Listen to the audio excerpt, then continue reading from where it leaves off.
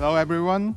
I'm Jungwoo Kim from Samsung Mobile, and I'm working to lead the team, the GPU and game developer support. And my colleague Anton and myself will talk a little bit about the Call of Duty Mobile, and hope you enjoy the session. Before the main topic, Samsung's own game developer support program to help Android game developers who really need to break through that mobile limit by early engagement of the new technology like Vulkan and 64-bit and also the multi-thread rendering. We have the GameDev offices like US, UK, Ukraine, China, and Korea. 25 expert game dev engineers is really heavily supporting more than 100 developers and tightly co-work with more than 30 NDA partner game studios developing high-fidelity Android games. Activision's Call of Duty Mobile is one of the key high-fidelity game dev collaboration we did recently with the Tencent games in development in this year. I want to share inside stories about how they brought a Call of Duty console quality experience to mobile and how Samsung support to optimize this game can deliver sustainable performance on mobile devices. This session has 3 topics. After a short introduction about the game itself, I will cover one of the main optimization we did, adaptive performance, and my colleague Anton will cover the rest of the session about the Vulkan optimization. Before that, let's take a look at the video first.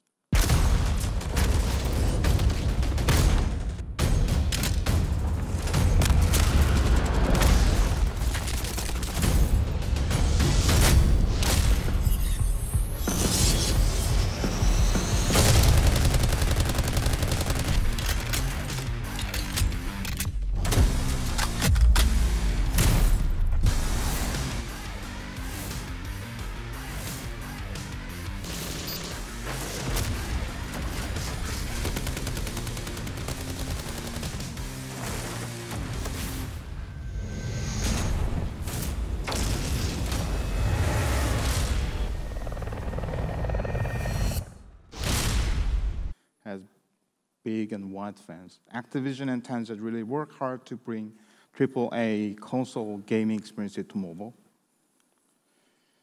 The high-quality landing of the skin, the bodysuit, the gears and guns, and also the similarly implemented in the mobile.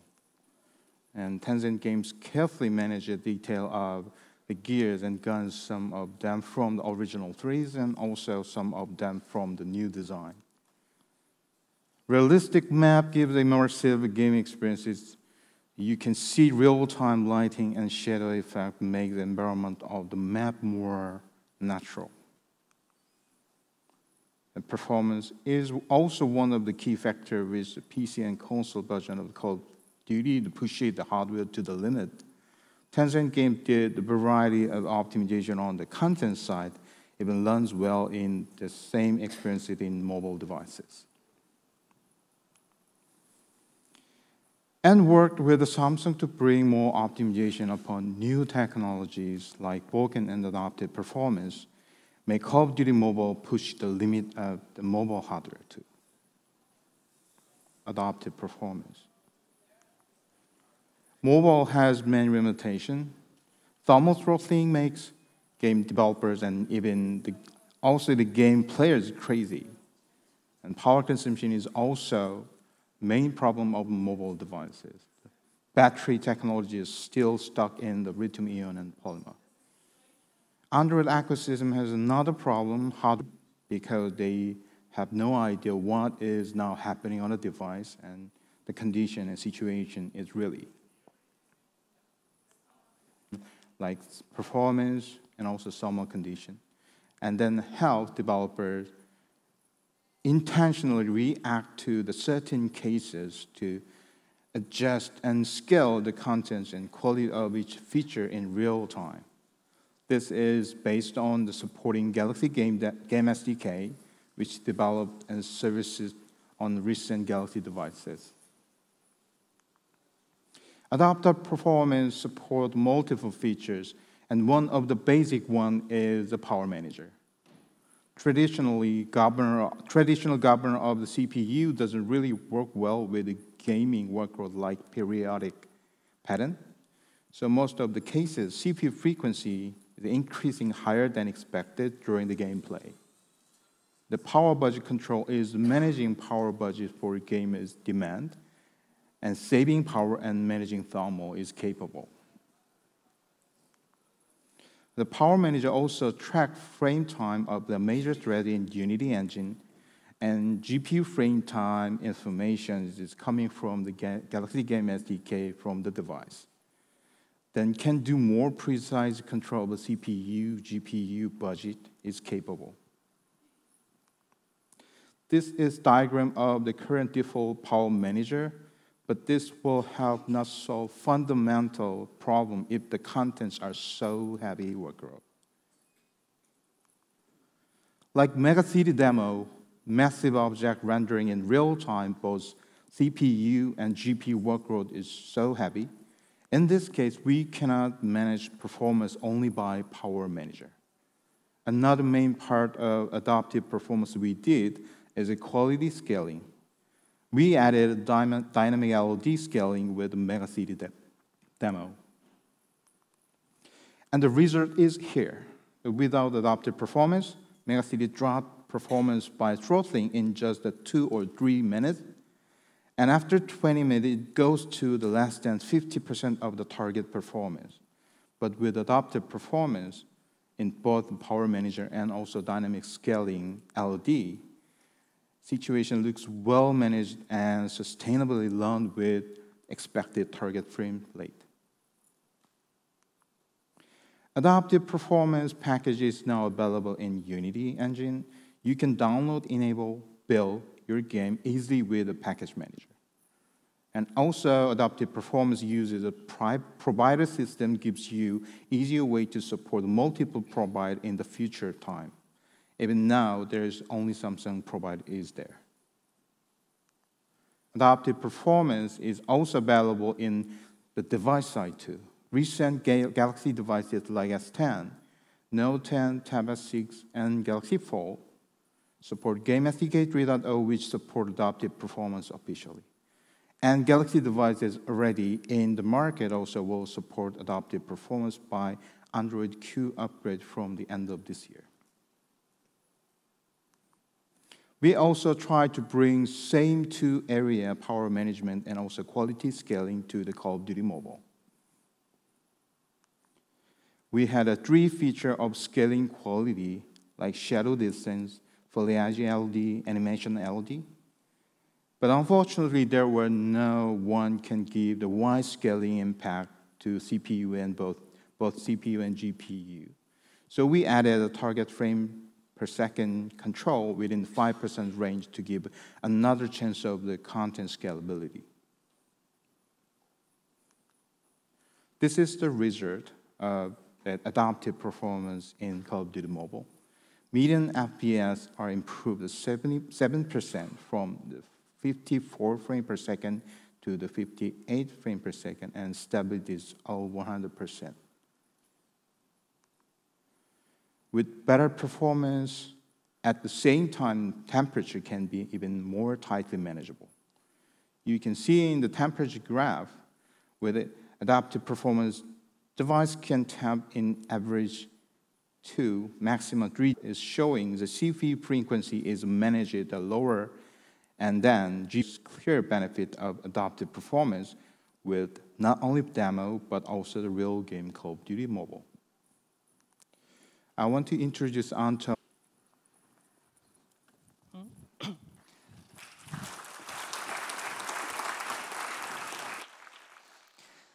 Thank you. I'm Anton from Samsung Electronics. I'm also a member of our global GameDev tech team.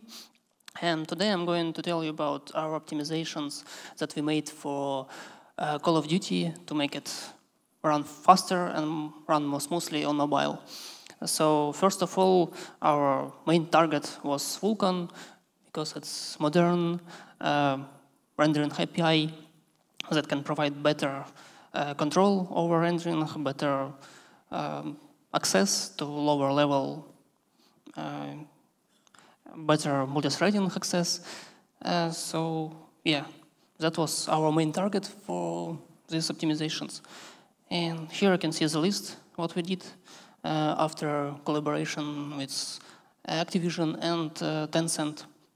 And we found several areas that we can improve. And here's starting from the first one, single scratch buffer. So originally, what we had, there was several separate buffers for separate users, and they were recreated pretty often, which is not good for performance and CPU load. So our optimization was to replace it with a single any-use buffer that we can recreate only when there is not enough space, and actually this happens only during first loading. Later, there's enough space for any use, and there's no need to recreate this buffer. Yep.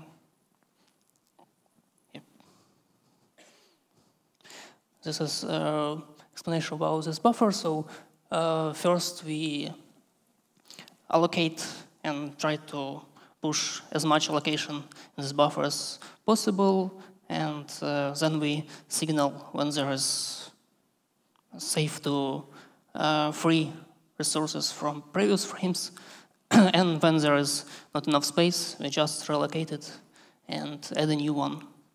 But as I said, it's only usually happens first load.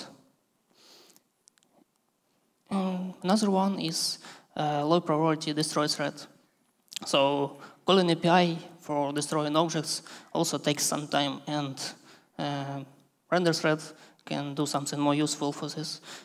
What we did, we created a separate destroy thread, and we collect all the destroyed objects to a list, send it to the destroy thread, and when it's safe to release these resources, we just start destroying it and calling APIs on this destroy thread, while rendering thread just continues doing more preparation and more useful stuff. Also, we did descriptor set caching and batching. For first of all, there was like several calls of update descriptor sets per every draw call, and it's a lot of API calls, so much better to combine them if it's possible. And also, when same descriptor sets with same resources can be used for several draw calls, we don't need to recreate them every time. It's much better to just reuse them for as much as possible. And yeah, that was our NAS optimization, and just we collecting this descriptor sets for later use.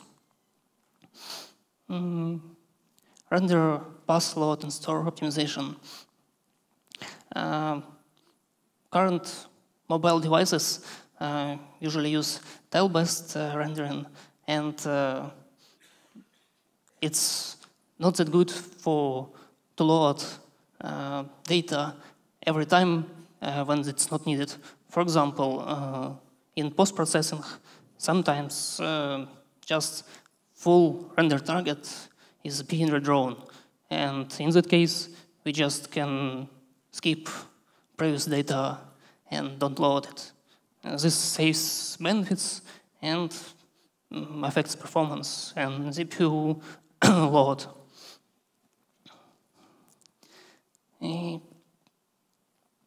Threaded present. So calling present frame for Vulkan sometimes can take a lot of time. And instead of waiting all this time on render thread, it's better to do some preparation for next frame. So our approach was to create additional thread for just presenting, send present command to the thread, and synchronize only when we need access to back buffer later after preparation. Vertex and index buffer binding optimization. Often drop commands use same vertex and index buffers as input. So in this case, we can skip binding them every time, and this also saves on CPU load.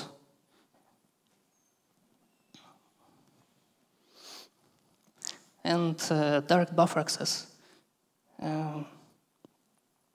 So one of the ways to work with uploading resources is to, on main thread, make command for resource uploading and create a temporary buffer where the data is copied. Then it's being sent to our actual render thread and then uploaded to device buffer. But in some cases, when there's not enough time for uploading, we can just copy directly. And because Vulkan allows us to access its resources from any thread, we can just upload directly from main thread.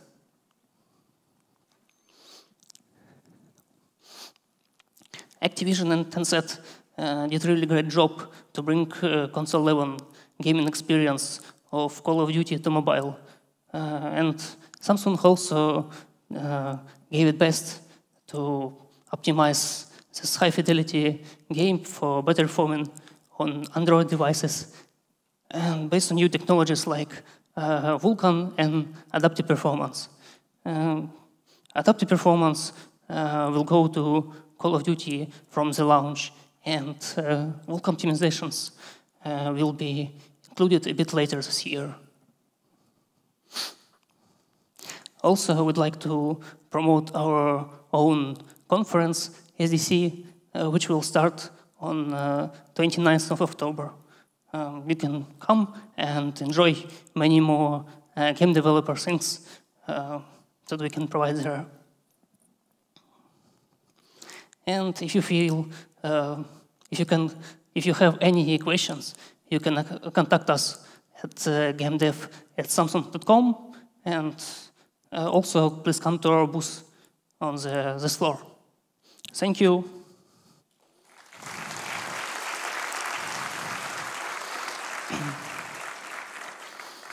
So if you have any questions right now, you can feel free to.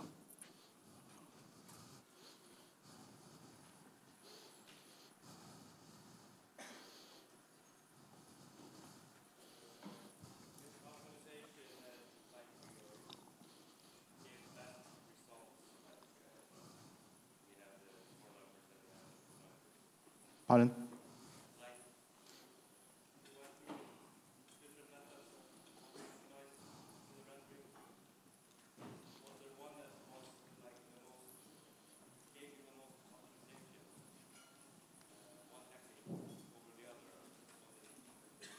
So you mean that what is the benefit of each of that optimization in Vulkan?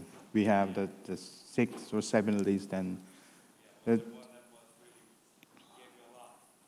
yeah, so not all the optimization items they give the huge benefit, but some of them is just logically we feel that merging and reducing number of calls for each of the API and the Vulkan.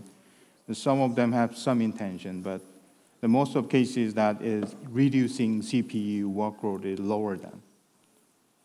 That most of the things is out there, and that there's not many GPU side optimization we made for that.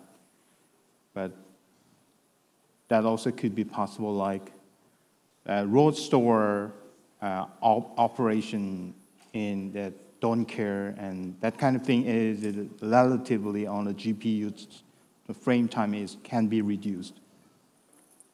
Other than that, most of things is about the CPU time. So when we consider in the slide about the adaptive performance, I also mentioning about that traditional governor and CPU is not really well fitted into that gaming workload like periodic pattern, because that the workload is generated and then the governor is trying to increasing the frequency based on that, but suddenly the workload is gone because that the one frame is done. But that frequency is really higher than. Then workload is gone, then frequency is tried to dropping down, then suddenly the next frame is activated on the thread, then workload is generated again. So that is, governor is really not tracking that periodic pattern. So because of that, the CPU frequency control is really important. So we believe that the Vulkan and some optimization we made for the off-roading the CPU workload on the gaming, that really help that workload itself is the baseline is lower than. So that is really make games workload predictable and sustainable and manageable. So we are also have the many more practices about off-roading the GPU workload, but in fact that the CPU optimization is much more than that. From now we will go to developing more GPU optimization feature from after, but anyway this will give the real benefit on a gameplay, on a real market game based on Unity engine. So.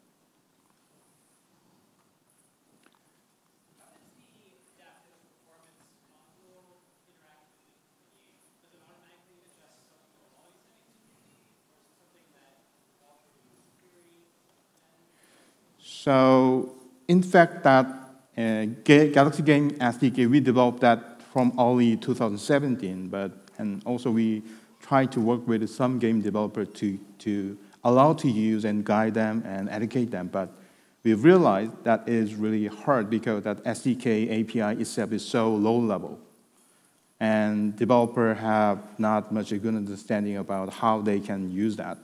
So we decided to work with Unity to bring this SDK, not the low-level API, just directly support the developer, but implementing some sort of that default management implementation inside of the Unity, and then use that higher-level feature developer can use. So then we can reduce that confusing with the low-level API, and we also can avoid any wrong usage of that API. So that is delivering some information, and then they implemented the default management logic is delivering some sort of the feature. So developer just can use that default manager and some sort of the sample code, but at the same time, you also can change that with the C# scripting. So developer can customize that manager, and they also can add any kind of logic you can use for their contents specific, but also some majority of the developer also can just use that to keep that default manager only.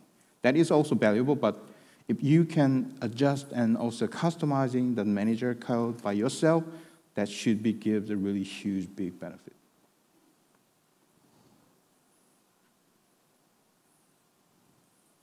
We think that the session itself is so perfect and there's not many more questions. I'm really happy with that. Oh. Pardon?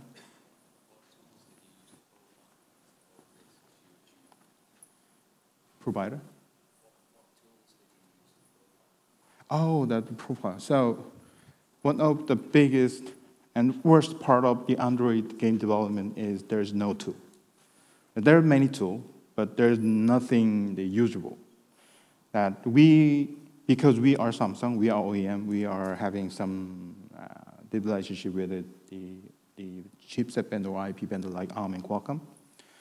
And we are usable, and also we handle that platform software rooted, because that is our device. But we don't allow any rooted platform software outside of the company. So we can use many tools, and that is also the initial goal of we have to support GameDev, because they have some problem to analyzing their content with the tool. So we support them with some profiling reserve report. We share that with the developer and guide them to optimize their contents, or some sharing information about understanding the situation happening on their contents with the devices. But we realized that is not enough, and we decided to contribute to the render doc enabling mobile. So later 2017, we had some agreement with Google and contributing targeting the render doc, because render doc is really popular and also really familiar tool as a game developer. And we are keep contributing that way. Even Google is say by and just focusing on their gap. So that gap also will be that more further time target, but at this moment, the gap is not that much of usable, we think. So the render doc we use, and the vendor tool like DS5 Streamline for Mali, and MGD also. In the Qualcomm cases, we also use a Snapdragon Profiler, and that is mostly we used, the known tool. But we are also developing internally for supporting developer more easier tool. The first contact tool, we call that a GPU watch. You can contact in the booth, in the exhibition floor, so you also can see that, how that works. Did you guys see any difference between Snapdragon and Exynos in terms of performance, or did you do any particular optimizations for balance? Yeah, so during our contribution for supporting game developers with the multiple titles from the 2006, we faced it multiple times about the different behavior with the same API call and also shader script on Mali and Qualcomm. There's a definite different point. So, but what we are now trying to do in this optimization is mostly that it works well on both architecture, because we have some knowledge about the different behavior of different GPU architecture. But there's definitely the differences there. The A optimization is really beneficial in certain GPU architecture. But B is not that much of beneficial for that architecture, but that is beneficial to architecture B GPU. Mostly, that kind of difference is there. So we know that. But anyway, that both is not conflict. That is something we are really aiming for. So we believe that is, if that one optimization is really hurt performance of the other architecture, that is something we are really avoiding. But anyway, we are trying to merging the common contribution in both GPUs. And also, we are working together with ARM and Qualcomm really tightly to reducing that kind of confliction happening in the further time, GPU hardware and also the software driver. Yes, anyway, we are having massive history of that wrong and different behavior. And we work around many optimizations we already did, and we revision updates for that feature of optimization in second round, and third round, and fourth round. That is always happening. What we are really trying to do is sharing these all changes sharing with the developer, and also the engine developer, the engine company, and also the GPU vendor, developer relation, and dev tech people. Because at this moment about the Vulkan, Samsung is the most invest company toward that direction. And we are adding another topic about adaptive performance. We try to make the early practices with the real developer games and try to sharing that with any developer in the Android ecosystem.